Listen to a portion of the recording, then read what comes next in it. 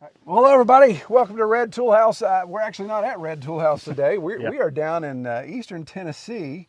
What county are we in? We're in Hawkins County, right on the border of Hancock. Hawkins County, Tennessee. And we won't give any more details because I don't want everybody knowing exactly where we are, just for the sake of privacy for Jeff. But this is my friend Jeff Schaefer, new friend I've met. And Jeff asked us to come down, take a look at his newly acquired piece of land. And we're just going to talk homesteading today. So he allowed us to bring you guys with us, and so we'll show some of the things that we're doing. But really, the premise and the reason we're here today is to just really sit down with Jeff and his wife and just kind of see what they're planning to do. They've got a really nice blank canvas here, old farm they're going to be starting with, and got a lot of good plans going on. So it'll be, yes, sir. Be kind of cool to talk about that. So Jeff, real quick, if you don't mind, give me a little background. So you're obviously not from Hawkins County, Tennessee. No. Where were you from originally, and what brought you here? So originally I was from Fayette County in Pennsylvania. Oh, okay. The town was Normalville, was the name of the town. Yeah. Just over 200 people whenever I grew up there. I left at 18, joined the Navy. Yeah. Retired in 17. I was stationed in Accomack County in Virginia, in Wallops Island. Yeah, yeah. I finished my last year on the Bainbridge out of Norfolk, USS Bainbridge. Awesome. We had a farm up there, about 10 acres roughly, small. And in order for us to expand, that's why we moved. Yeah. But yeah, background was Navy, grew up on a farm in Fayette County and Westmoreland County. So my dad and grandparents had a farm in Westmoreland County. My other grandparents had a farm in Fayette County. Yeah. So that's how I got into that. So it was a hay farm. Yeah, got it in your blood, Yeah. for sure. Yep. Okay. So retiring from the Navy, of course, first of all, thank you for your service. Oh, yes, sir. My dad was actually Navy stationed in Norfolk for Okay. a while. Vietnam era. But, so you retired from the Navy, and so that obviously gives you some freedom to move around. So Yes. Did you start looking for land, and what made you look I into did. Tennessee area? So originally we started in 17 when I was getting ready to retire. We looked into a place in Afton, Tennessee, but the kids were still in high school. So the wife didn't want to get them out of high school to remove. So they finished out their time. My youngest just graduated last year. So Tennessee, my big thing here was the no state taxes. Yeah. That was my big thing for here. And for this county is pretty lenient on restrictions. Yeah. So that was one of the big benefits of looking in this area. Yeah, a little more freedom with some non-typical homestead Right. build-outs. And the farther you get up into the mountain here, down around like Greenville, trying to think some of the Afton, a little farther to the south, down towards Smoky Mountains more, the prices keeps going up. Sure, yeah. Right. So as expansion happens down there, prices go up.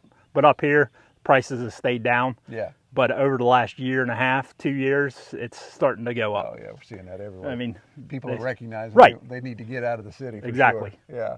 Well, good. So, so tell me how you found this place in particular. And of course, you don't have to get into details with names or physical location, but how did you come about this piece of land? So originally, I'd contacted a realtor that had a farm for sale farther down towards the south, towards the Smokies. Yeah.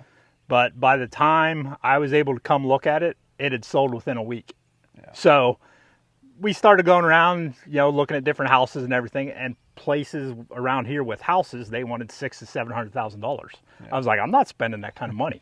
So we got to talking. We were like, well, let's look at raw land and try to find what we're looking for so we can develop it into what we want.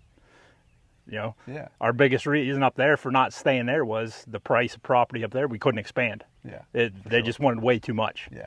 So was able to come here, look for what we wanted, and so you found this place. Yeah, blank slate. Yeah, and obviously made an offer. Offer was accepted. Yes.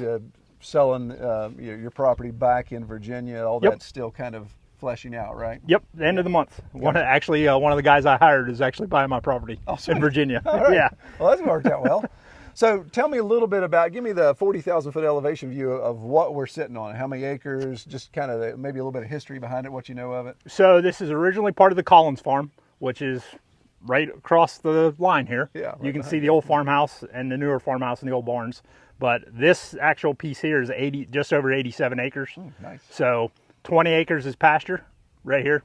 As of course you can see, the camera's going to show it. Yeah. But it's been neglected as far as, but they ran cattle here. Yeah. So they really didn't take the time to mow or anything like that. They just ran the cattle and called it good. So the 20 acres here is fenced in. Cattle water is already on the property. That's awesome. So as you can see, it's 5-strand, 5-strand barb. And then it's actually divided into 4 paddocks here. So this is the first paddock. And then there's 3 more over on the other side that we'll go over and take a look at. And your waters, what's the source for the water? Are they wells? Oh, well, actually right here between the little shed and the camper is the well. Awesome. Yep. And then the rest up over the property is timber. Yeah. They did timber select cut a couple years back. So one of the big things that we're looking at up on top is to develop a pasture into the old logging yard. Yeah. So actually get in there with a dozer and open it up and get it into pasture. So you probably have some good access roads back there. There's some big dozer roads that they put in. This is the only way they were going. Oh, man. Dozers. Yeah. That's the beauty. That's one of the biggest benefits of timber, obviously, is yes. you get access to every spot of the property usually because they got to go get it. So. Right. Now we did find also if you follow down the road and over the next hollow, the neighboring farmer, his big farm actually butts up to us, and you can access that way too. Oh, wow. Oh, excellent. Yep. Yeah, okay. I think I saw that on the map. Some of the roads are going up the back of the river. Yeah. So what do you guys think in the next 5 years? What's the plan here? Obviously, you brought your RV in, so you're staying in your RV. Yep. You're just now bringing your equipment in. So yes. You guys are joining us right in the middle of their transition here. So building a house, what style house are you thinking? Upscaling animals, that type of thing. What are you looking at for the property to do for you the next 5 years? So the main goal for the property was, produce our own food. So whenever we were on the shore, we were doing American guinea hogs, which we still have. They're over here. Right now we have 10. My plan is to upscale that. I was a breeder for the American Guinea Hog Association up there. Yeah. So I plan on continuing that, increase production on that side of it, and doing local farm market sales, that type of stuff, or even on farm sale. A little different here with the restrictions for Tennessee. You got to do some different inspections with the USDA and that type of stuff. But I want to go back into cattle. So I grew up with Hereford cattle. My uncle raised them. Yeah. So I want to get a small herd of Herefords and do that as well. Raise for beef production, do wholes, halves, choice cut, that type of stuff, sales. Awesome. Good deal. Raise our own food. Yeah. But actually make some money out of it. Yeah, exactly. Make it worthwhile. Yeah, at least cover the feed bills. Exactly. Yeah, for sure. Yep. So what are you guys thinking as far as residential opportunities or options? So we're going to do a monolithic slab. We actually have it marked off on the other side of the property here. We were looking originally at barn dominium style. Okay. So the builder we found that did that, they had a whole big crew turnover. So we're not doing a barn dominium per se with the posts, but it's going to be 2x6 construction still. But that look. Yeah. All on that. Yep. Yeah, slab. Yeah, that's great. Yeah, mother-in-law is going to come down. She's moving down with us. So, Yep. So we're doing mother-in-law suite. Awesome. All that stuff with right. it. Well, Yeah. God bless you. Yeah. Nice. That's good. That's good. Yeah. She makes sure you know, so we got to watch what we say, right? No. No, she always jacks with me. Yeah. I always mess with her too. Like, I know I'm your favorite kid, so. What would you like, so the day that we're going to spend here today, what would you like from Red Tool House as far as just areas of assessment or encouragement or advice? What are you looking for? So the biggest thing that I was looking for your point of view is running the pigs up here in the mountain. Gotcha. Yep. So on the shore, it's flatland. Yeah, I was 2 miles from the ocean. I hear you. So pigs in the mountain and everything will be a little different for me. So, and just get your assessment of what you think we could actually do with the timber area that we have. Do silvopasture up in there. Yep. Get rid of some of the trees that aren't any good. Yep. To open it up to get some more, grass growing and stuff in there in the timber. Yeah. Well, good deal. Well, man, I am anxious to hit the property with you. And those of you guys watching, you'll know Liam's behind the camera. So Liam's he's going to be producer and cameraman for us as well. And we're going to just spend the day here on Jeff's place and check it out, and we'll bring you guys along, like I said, for some of it and share. But really, it's going to be Jeff and I talking about the opportunities with this beautiful 83-acre blank canvas. So cool. Well, let's get at it. Awesome. This is going to stay So what we're gonna do is I've been your Troyer Buildings. Yeah. Mennonite? So I got up with them once we get. So I had a piece of hunting property that I just sold. That was one of the reasons for going back the other night. So I closed on it, sold it off, and once we sell, so we're gonna put in this little like kind of dip over here where my red truck and everything is. So we're gonna put a building in there. Yeah. To actually put the camper inside of. Oh, very cool. Yeah. So until the house is done, we'll be able to stay in that and insulate it and all that deal. It'll be easier on the camper wear and I figure, people come down, I'll keep the camper there, they can stay. Yeah, for sure. Yeah, that's great. That way I ain't got to build a bigger house. Yeah, and you've already got your gate access with the offset already, which is nice. Yep. So my plan is to bring that farther in. Yeah. Because I've noticed pulling the trailer and that, I got to sit on the road, open the gates up while I'm like, it's not far enough. Yeah. Do you have free range cattle? Well, yeah. that's Those are the jerseys. Yeah. So this is the beauty of being fenced in, Liam, is that the cows. I just let them all go. This grass. Yeah.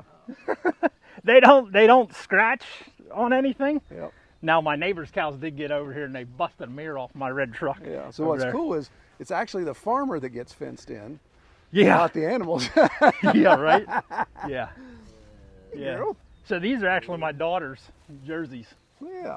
My youngest that's in there, these are hers. That's awesome. She wanted cows, so I got a deal on them, and I picked them up for $100 a piece. Oh, no kidding.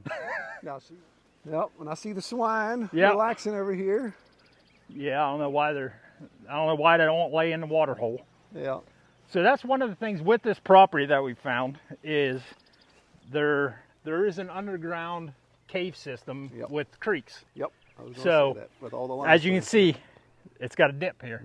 So I'm using it as a natural water hole for them. Now I'll show you some that I've got up with NRCS, and I'm working with them right now to take care of some erosion issues. Did you guys get hit with the big storms last week? We did. Fortunately, our farm specifically missed it, but everybody around us got nailed, man. Well, I'll show you what the storm here did. Everything coming off of the hillsides. Wow. So it comes off of the hillside here and comes down the valley. Yeah. Oh, yeah. And it drops drops down into the ground on this property. Yeah. Okay. Well, I'll show you a hole that went from when we bought it. It was maybe a third of what it is now. Yeah. It's huge. No kidding. Wow. You got a breeding pair, and then. So these are actually two females. She's still gilt. She did not have any. I don't know if she didn't take or what with our boar that we had that passed away. So more than likely she's going to freezer camp. Gotcha. Yeah. But this sow, this was her first litter she had. So she had 4 this year. Okay. I was doing once a year. So the plan is to go twice a year. She may have gotten bred before the boar passed away. I don't know yet, but the plan is to go get another boar. Yeah. So I'll go find me another registered breeder. Yeah. That sells registered stock. But yeah, more than likely, if she doesn't take with the new boar, she's going to freezer camp. Yeah. But there is 8 piglets in here. Oh, 8. Okay. Yeah. So there's 4 there. So these 4 are hers. And then how I was telling you about Meg and Ben from the haulers. Yeah. Their little ones that I got from them the other day are up here laying under the trailer. Oh, yeah. Okay. I see them now. Yeah, it's a small world. Yeah, I've been watching, I was watching one of their videos and they said they had piglets that they were trying to get rid of. And I was like, whoa, I need some more. Yeah. The big thing for that putting them in right here is, as you can see, all the brush that's taken over. Sure. So I figured they can get in there under that brush into the shade. They can clean out some of the underbrush until I get some equipment in here and start plucking the invasive cedar trees. Yeah, I'll say, because you've got, I was just going to say, you've got the variety. You've got the cedar, you've got some autumn olive, and it looks like you've even got some multiflora in here. So yes. Yep. Good deal. What's blooming here? Is that I do not know what that is. That looks like now, a crab apple. There's a tree down there in that little bottom. That is a crabapple tree down there. Yeah. I do not know if that's another one or not. Yeah. Interesting.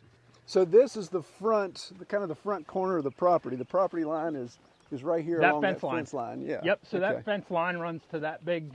I'm not sure what type of tree that is on the corner of that big guy out there. Okay. Yeah. Now this is good. This, like you said, this will be really good for the pigs to be able to get some habitat underneath for shade, but then also to start clearing it out. So when you want to come in here and Exactly, reseed it all. exactly brush hog it out, or Yep. you know what you're getting into. Oh yeah. In our situation, we had multifloor rows like that, and you start whacking on it and discover there's an old Chevy pickup inside of it. So, so it's like, oh, okay. No, I haven't found That's a any of those surprise. yet. Yeah. Yeah. It's hard to tell. Now there is an old barn. You can see the remnants of it up there, up the I little saw gully that. there. I saw that pile when we first came through. That it was. So that was obviously part of the original farm. It was part of the original farm. Yeah. It was kind of it was very similar to a bank barn style. Yeah, that's why there's a trail walking up here. The cows Yep, know. the cows know, and it's getting some briars and stuff in it, but those are going to get plucked. Oh yeah. But I mean, it's looking at it, it's got some good fescue. It's got good clover in it. Yeah. I mean, you got your buttercups coming, of course, but other than that, yeah, this has been groomed at some points. Yeah. yeah, and it goes up and over. But when they log, there's a brush pile on the other side that I got to burn. Yeah. Okay. And you go on up, going up. Yeah, the so section, it goes up to the top of the ridge here, and then it cuts on that angle, that 45, Yeah. up to the neighboring property. On stuff, and it still works pretty well. That's going to be a future thing, is to get a mill. Yeah. Yeah. Get me a small mill and just build the barn and all that stuff. Exactly, with this wood stand, and you're right with Select, because that was a market tree. That poplar was a market tree. That poplar was a market tree. Yeah, And and so like they that left guy, those, yeah, pretty good log up until the Y. Yeah. So they definitely must have just had a certain diameter, and that was all we're taking. Oh, wait till.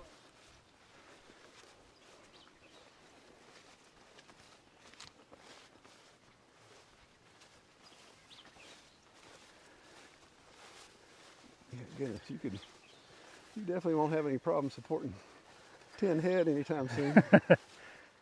So what I was thinking is originally is right here where they went up with this cross fence, taking a trail up, because so that's a saddle in that ridge. Yeah. So I can get right to it, and then it's a lot easier to go up here than it is back. Yeah, it doesn't look like there's hardly enough No. space there to make that an issue, man. Nope. And So I it's like- figure a mini X and just go climbing up through there with a mini X and just pluck trees, Yeah, and it's or a Is that- dozer. yeah. As I get older, I appreciate having a road right beside fence. Yeah. because it makes maintenance a lot. Yes, it does. Yeah, But I mean, like these ridges like this of rock, there's really nothing you can do except graze yeah, cattle in it. yep, And then you get these random rows of greenbriers. right. We'll skip with the bush hog there. Whoever did it last. Yeah. But here would kind of give you an idea what I was talking about with the water. Yeah. That's a little one. Yeah. So that got opened up. So we in these neck of the woods in Appalachia, we don't call that a sinkhole. We call that a sink opening up to the cave system. Yeah. But when we had that big rain, there's a patch of one of these multifloras and briars and everything. Yeah. You should have seen the spring blowing out of it. It looked like artesian. I mean, Yeah, it wasn't just trickling; it was blowing out. Yeah. All that head pressure Yep. from upstream. Yeah. Yeah. What happens is, so you got all the water coming down here, and then the water's coming from down the valley. So as you can see, this kind of like little indention. Yeah. It runs here and drops into this, Drops in. and then goes down where them old totes are, Yeah. the old tubs. It's crazy. Yeah. So when we came and bought the property or looked at the property, the hole was here. Right. So that's what got ate out over this last Blowing year. out that much. Yeah. Yeah, that's the thing. That's what the eastern part of our state where we have more limestone like this. Yeah. That's what you see. You think, okay, there should be a stream in here somewhere because the valley's got a drain. Yep. Where's it draining? And then you see like there's these washes Yep. that they only run like the desert. They only run in a rain event. Yep. And then the water disappears here. So. But Yeah. it was amazing whenever that water it had stopped raining, so you could hear the creek down in there under the ground Just running. running. Yeah. Yep. That's wild.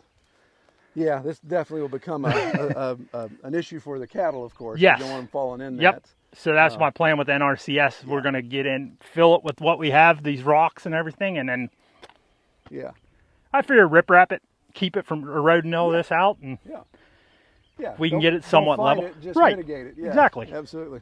Work with it, not against it. Yeah. You'll be beating your head against the wall if you try to fight water. That's for sure. Yeah. So there's another one here. Oh wow. Yeah. This one was completely full the other day. That's the south. I was like, what? How can I not beat that view? Yeah. When I gotta say, when I was looking at the topo, of course, I couldn't determine the elevation on the topo, and I thought, this is all north slope. This is not going to be good. and now seeing it is like, this is perfect because you've got plenty of room to catch all that south skyline, and then of course you're going to have the benefit of slope, north facing slope, to do some other things. I even thought about putting fruit trees up on the north facing. That way, they'll actually, what is it? If you do it on the north side, they'll take longer to come into season, so they'll maybe beat the frost a little better. Protect them from the frost pockets and all that. Yep, sweet. So this is the house layout. Yeah. So front South facing up. Yeah. And then that'd be the garage side with mother-in-law suite on it, and it would have a slope coming down. What would you say? A south-facing slope. So what I was thinking, you can go solar panel. Oh yeah, absolutely. At least I'll have the backup. Yeah, with the elevation here and the lower height of that, I bet you even December 21st, you probably still have perfect sun all the way through. Yes.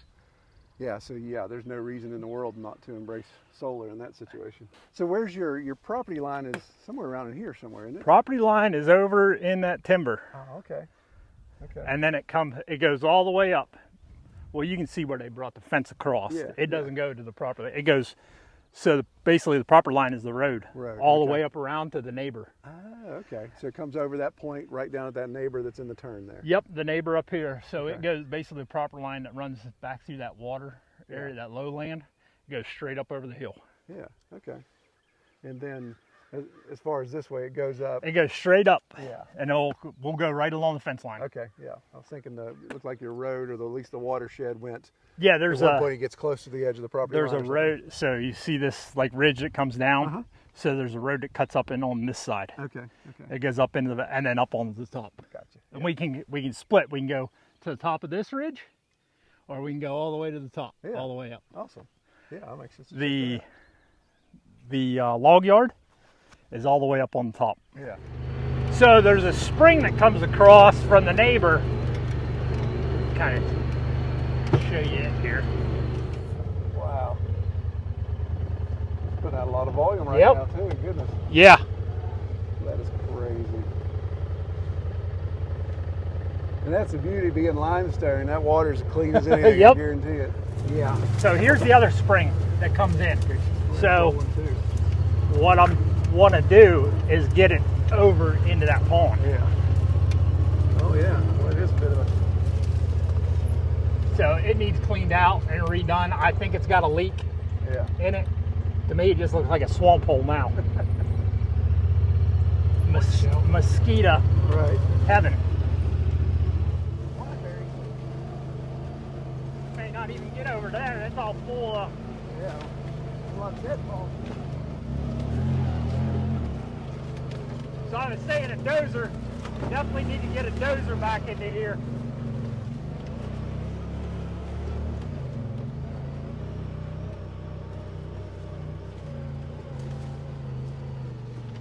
So we can go for it, or we can walk it. That's up to you, man. If you've driven up there before. Hell no, I haven't. It looks a little loose. I'd be a little concerned, but yeah, I don't mind walking.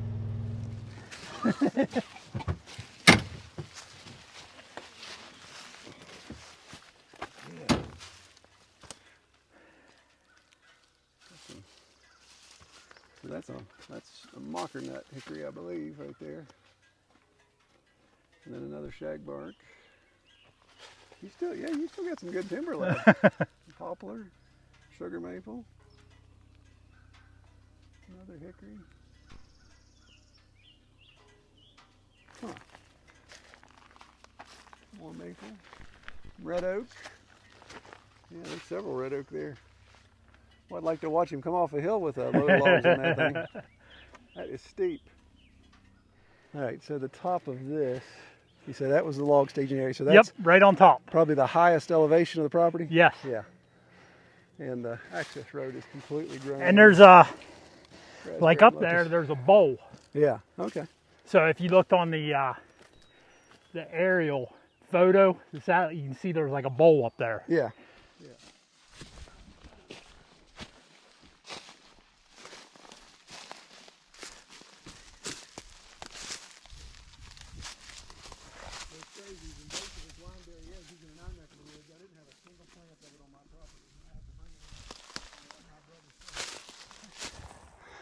Nice commanding view.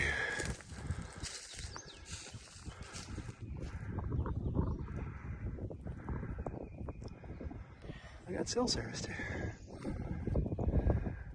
Are you sure that's much more?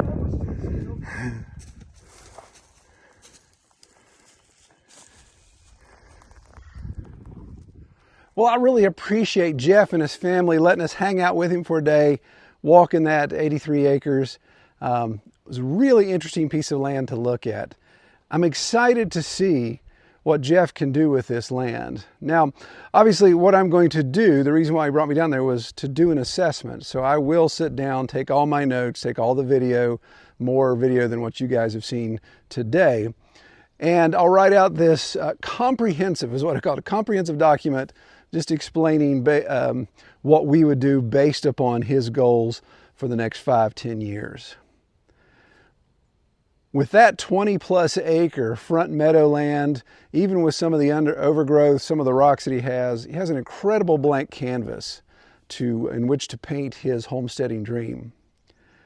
The amount of water he has access to, be it springs, be it water coming off the hill, or accessing even the swamp area to the northeast side of his property. He has a lot of potential there, not to mention his well is producing great, and he already has cattle waters throughout his 4 paddocks there. The challenge is going to be that back area, the most southern portion of the property. A lot of steep hills that you can see, almost too steep to climb. But as you got to the top, there was a nice flat area. We didn't make it that far because the blackberry bushes had grown over everything. It was impassable to walk through. But I think if Jeff can get an accessible road up there with some heavy equipment, he can even utilize that section of his property as well. Got a lot of potential with the timber that's left. The selective cut didn't take everything. He's got a lot of potential there with additional timber to use for his own projects. Excited to see the house he's going to build and the barn structure he's going to build, all the things he plans to do. If any of y'all are interested in a homestead assessment, then just reach out to me, troy@redtoolhouse.com. We can discuss the options there, and we'd love to come look at your property and just share our advice and experience that we've had on our homestead in the last 20 years. Well, I appreciate everybody watching. I pray y'all have a great week. As you can see, I'm going to enjoy this beautiful evening with a campfire with Kelly and Cam. All right, take care. Who took my seat? How come I don't have a chair?